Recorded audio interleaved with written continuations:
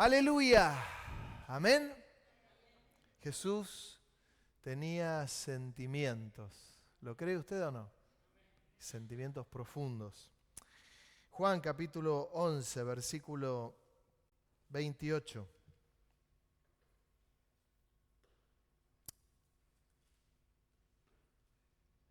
Cuando Lázaro murió. Habiendo dicho esto, fue y llamó a María su hermana, diciéndole en secreto: el maestro está aquí y te llama. Ella, cuando lo oyó, se levantó de prisa y vino a él. Jesús todavía no había entrado en la aldea, sino que estaba en el lugar donde Marta le había encontrado. Entonces los judíos que estaban en casa con ella y la consolaban, cuando vieron que María se había levantado de prisa y había salido, la siguieron diciendo: va al sepulcro a llorar allí. María, cuando llegó a donde estaba Jesús, al verle, se postró a sus pies, diciéndole. Qué interesante, porque de la única manera, yo siempre lo recalco, los judíos tenían claro esto. Se postraban a los pies únicamente de Dios. Tenían claro el concepto.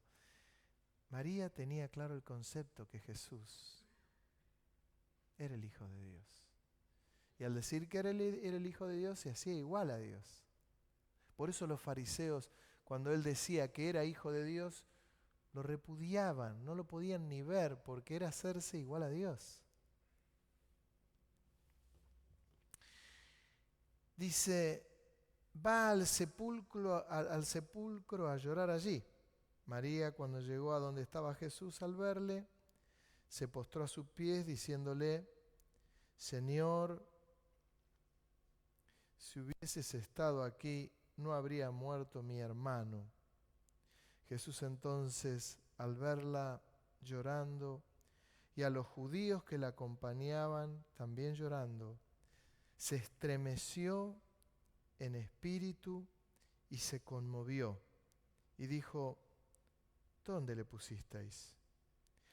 Le dijeron: Señor, ven y ve. Jesús lloró. Dijeron entonces los judíos: mirad cómo le amaba. Y algunos de ellos dijeron: ¿no podía este que abrió los ojos al ciego haber hecho también que Lázaro no muriera?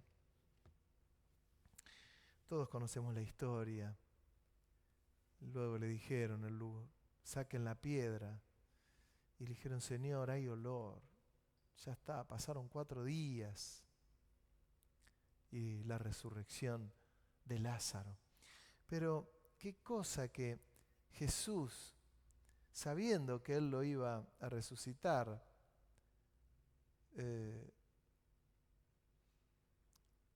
ni hubiese necesitado llorar.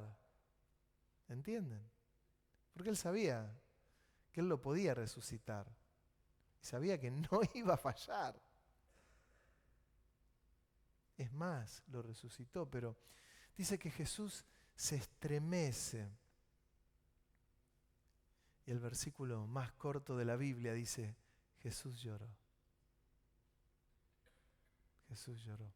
Hubo algunos casos que figuran en las Escrituras donde Jesús lloró, que habla de los sentimientos.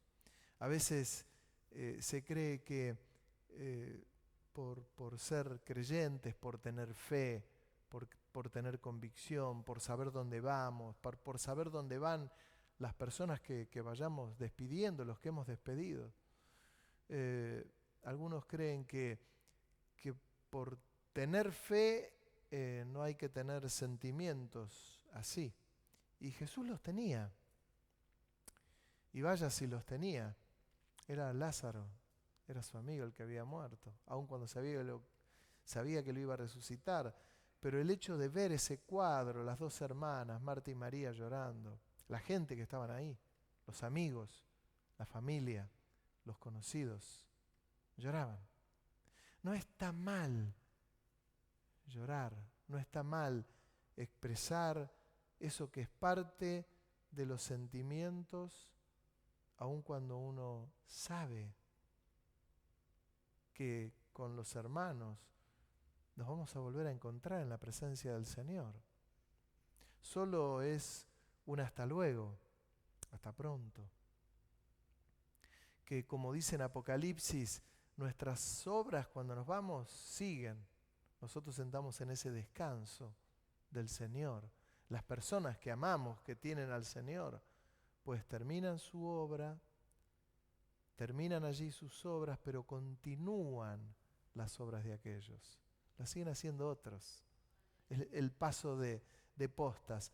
Pero Jesús lloró. Tuvo sentimientos. Hay distintos tipos de lágrimas. Hay lágrimas por este tipo de dolor. Hay lágrimas de bronca, que son las que no hay que tener. Hay lágrimas de adoración. Cuando María estaba a los pies del Señor, dice que derramaba su perfume. En otro caso dice que los enjugaba con lágrimas y con sus cabellos los secaba. Eran lágrimas de amor, eran lágrimas de adoración. A veces uno ve que hay hermanos que están quebrantados en el culto y no son lágrimas de dolor, ni de condenación, ni de tristeza. Son lágrimas de amor. A veces hay hermanos que están arrodillados en el piso y después uno pasa por ahí, ve el piso y ve las lágrimas de hermanos. Y no son lágrimas de tristeza. Son justamente lágrimas de adoración, que es lo que el mundo no puede entender. Porque alguno puede decir, ¿cómo puede ser lágrimas? ¿Qué lágrimas? El amor no te puede producir esto, el amor te tiene que producir alegría. No, son lágrimas de adoración. Y la Biblia está llena de esas lágrimas. Las de Jesús no fueron lágrimas de ese tipo. Las de Jesús fueron lágrimas de esos sentimientos profundos por lo que estaba viviendo. Hay otros que lloran cuando su equipo de fútbol gana. Hay otros que tienen lágrimas cuando sus equipos pierden. Esas son lágrimas de la carne. Lágrimas de la carne que uno a veces los disfruta cuando dice, mira, su equipo lloró, mira cómo llora, y uno lo ve llorando. Qué maldad que tiene el ser humano, ¿no? Pero son esas lágrimas. Jesús muestra las Escrituras. Hay 3 hechos en los que Jesús lloró. Uno fue el de Lázaro, muy fuerte. Hay otro que no lo especifica directamente los evangelios, pero sí lo especifica el libro de Hebreos, capítulo 5, verso 7. Qué interesante esto, porque cuando uno va al hecho propiamente dicho en los evangelios, no lo vi especificado, pero sí lo vi especificado en el libro de Hebreos, tomando como relación lo que pasa en los evangelios, pero lo especifica el escritor del libro de los Hebreos, y como toda la palabra es inspirada por Dios, le creemos. Y dice Hebreos 5:7, y Cristo en los días de su carne, ofreciendo ruegos y súplicas con gran clamor y lágrimas al que le podía librar de la muerte, fue oído a causa de su temor reverente. Y aunque era hijo, por lo que padeció, aprendió la obediencia. Y habiendo sido perfeccionado, vino a ser autor de eterna salvación para todos los que le obedecen. Y fue declarado por Dios sumo sacerdote según el orden de Melquisedec. Habla de Getsemaní. cuando Jesús tuvo esa gran lucha, cuando le dijo, Señor, si es posible, pasa de mí esta copa. Que ahí habla que su sudor era de sangre, gotas de sangre. Terrible. Pero el escritor del libro de los Hebreos habla que también lloró y que tiene sentido, porque ahí había una inmensa lucha en él. Imagínense que él le decía al Padre, Padre, si es posible, pasa de mí esta copa, pero no se haga mi voluntad sino la tuya. Tenía una lucha porque era Jesús todo hombre y todo Dios. Y también es lo más normal, como dice el escritor del libro de los Hebreos, que él ahí habrá llorado. Y ahí eran lágrimas por su propio pellejo, por el paso que venía, por su vida. Por eso uno no debe tomar en poco cuando un día como hoy, miércoles, que vamos a tomar la cena del Señor, uno siempre tiene que tener la seriedad del caso, no, apresuradamente como el pedazo de pan. No es que lo estoy acompañando con salamín y queso. Es el pan en espíritu del cuerpo de Cristo. Pero, ¿por qué? Porque Jesús tuvo una tremenda lucha. Son los sentimientos. Dios no hace al creyente como un robot. Bueno, no, se murió un hermano, no, ya está, no, nos vamos a encontrar en la presencia del Señor. No, me duele, me compunge. Aún cuando sea una persona de años, de edad, me compunge el hecho de saber que aún este tiempo transitorio que mientras yo estoy en la tierra, en la carne, no le veré. A mí me pasa cuando tengo que despedir a un hermano, a una hermana, que soy su pastor, que he sido su pastor. A mí me conmueve el hecho de ir hasta el lugar, estar allí, saber que tanto tiempo he sido su pastor. A mí me lleva a meditar mucho y pienso, ya terminó mi tarea, Señor, está contigo, pero ¿cuánto se sufre despidiendo a un amigo? ¿Por qué? Porque no somos definitivamente robots. Somos personas con sentimientos, con seguridades, pero con sentimientos. Y estos sentimientos es normal que fluyan.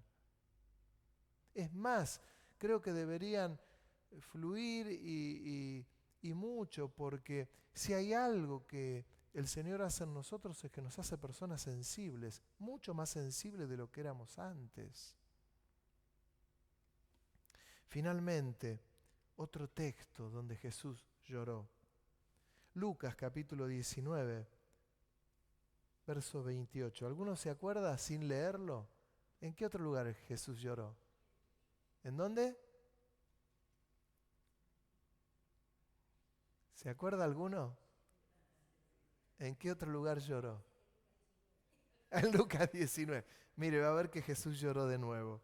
Dicho esto, iba adelante subiendo a Jerusalén, y aconteció que llegando cerca de Betfagé y de Betania, al monte que se llama de los Olivos, envió 2 de sus discípulos, diciendo, id a la aldea de enfrente, y al entrar en ella hallaréis un pollino atado, en el cual ningún hombre ha montado jamás.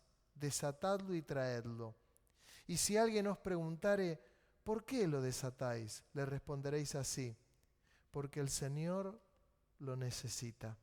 Fueron los que habían sido enviados y hallaron como les dijo, y cuando desataban el pollino, sus dueños les dijo, ¿por qué desatáis el pollino?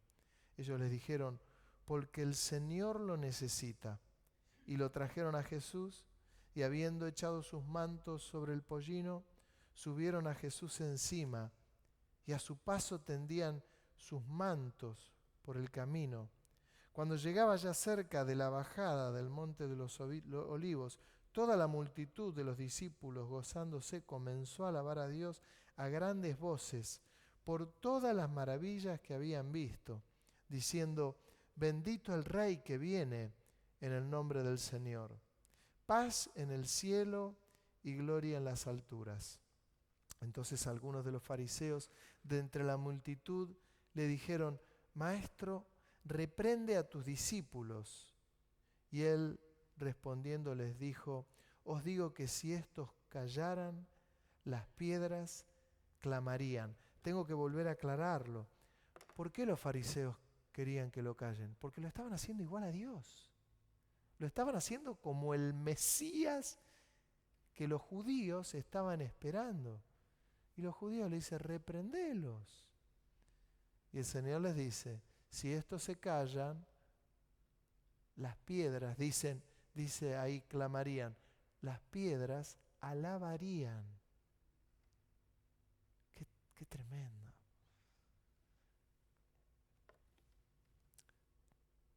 Y cuando llegó cerca de la ciudad, al verla, y ahí dice, lloró sobre ella, diciendo: oh, si también tú conocieses, a lo menos en este tu día, al que es para tu paz. Lo que le está diciendo es: si por lo menos te dieras cuenta hoy lo que es para tu paz. Le estaba diciendo: yo soy el Mesías. Esto es lo que necesitas para tu paz. Si por lo menos hoy lo conocieras, surgen esos sentimientos profundos de Jesús y llora. Jerusalén. Mas ahora está encubierto de tus ojos, porque vendrán días sobre ti cuando tus enemigos te rodearán con vallado y te sitiarán, y por todas partes te estrecharán y te derribarán a tierra y a tus hijos dentro de ti, y no dejarán en ti piedra sobre piedra, por cuanto no conociste el tiempo de tu visitación. Miren, yo meditaba sobre esto y marqué con rojo y azul algunas de estas partes. Dice: porque si por lo menos conocieses, le dice el Señor, a lo menos en este día, lo que es para tu paz. Es evidente que Jesús le estaba diciendo a ellos: si conocieran ustedes lo que está pasando ahora, si se dieran cuenta ustedes que aún estos que se están callando y que ustedes quieren que se callen, si ellos lo hiciesen, las piedras clamarían o alabarían. Si en este día ustedes conociesen qué es lo que ustedes necesitan para tener paz. Yo eso lo traduzco en este tiempo porque pasa exactamente lo mismo. Hermanos, nosotros estamos alabando a un Dios vivo que da paz. La gente no lo entiende. Che, ¿qué hacen ustedes en la iglesia? Alabamos a Dios, exaltamos a Dios, adoramos a Dios, enseñamos la palabra. Y se quedan pensando. No saben lo que es para su paz. Y en este texto que yo leí y que terminó y también lo marqué, dice: y no dejarán en ti piedra sobre piedra, por cuanto no conocisteis el tiempo de tu visitación. Ellos también, hablo del mundo, no conoce aún el tiempo de la visitación del Señor. Este es el tiempo de la visitación también del Señor. Porque estamos predicando a un Dios vivo. Jesús habló de paz y habló del tiempo de la visitación. Por eso la iglesia debe transmitir esta visitación. Cuando fue Pentecostés y recibieron el bautismo del Espíritu Santo, fue el tiempo de la visitación en el Espíritu, y esa visitación permanece y permanecerá hasta que el Señor venga. Y lo que el mundo necesita es esa paz. Por eso la importancia de lo que nosotros transmitimos. El otro día estaba leyendo un artículo sobre lo que fue los tiempos oscuros de la iglesia. Los tiempos donde estaba prohibido hablar del Señor, y lo que ocurría con aquellos que predicaban el Evangelio o pretendían reunirse en un lugar para cantar alguna canción. Los mataban y los tiraban en la hoguera, los quemaban vivos. ¿Qué hacían nuestros hermanos de aquellos cientos de años atrás? Se iban en algún bote, se la rebuscaban, cruzaban un arroyo, se iban a un lugar donde no había nadie, estaban solo ellos, y allí compartían un texto bíblico. Tenían un tiempo de coinonía, hablaban del Señor, se subían a sus botes y se volvían de nuevo, para que nadie los vea. Y cuando los descubrían, los tiraban en la hoguera y los quemaban vivos. Los quemaban vivos. ¿Entienden? Era muy fuerte lo que pasaba. ¿Por qué? Porque se predica a un Dios vivo. Por lo tanto, me atrevo a decir que de la misma manera que Jesús lloró en Jerusalén, si tu corazón se conmueve y llega a derramar lágrimas por aquellos que aún no conocen al Señor, bien haríamos en que eso ocurra. Jesús lloraba, le producía dolor. Hoy a veces uno se encuentra con personas que lo primero que les sale es el juicio. Arrepiéntete de tus pecados, si no te arrepentís, te vas a ir al infierno, vas a ver, te va a doler todo. Y es verdad, pero algunos lo dicen con alegría eso. ¿Sí? Vas a ver la dureza de su corazón, te vas a morir, vas a verlo. No. Esa gran verdad tiene que producir tristeza, dolor, sentimientos, porque el creyente no es un robot. Y pasaba eso en años pasados, personas que le hablaban a la multitud y los condenaban y le decían, se van a ir al infierno, generación de víboras. Y terrible.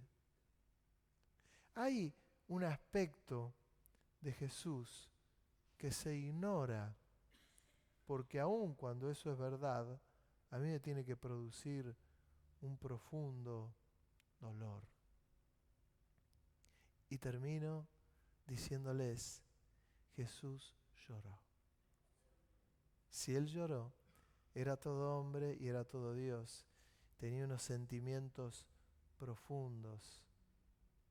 Lejos de juzgar a cualquier hermano. ¿Vieron cuando a veces ocurre y uno dice, no, fulano estuvo en el camino y se alejó y mirá, hoy le está pasando esto y aquello? Y uno casi como se pone en una posición casi de juez, y ni Dios se pone en esa posición.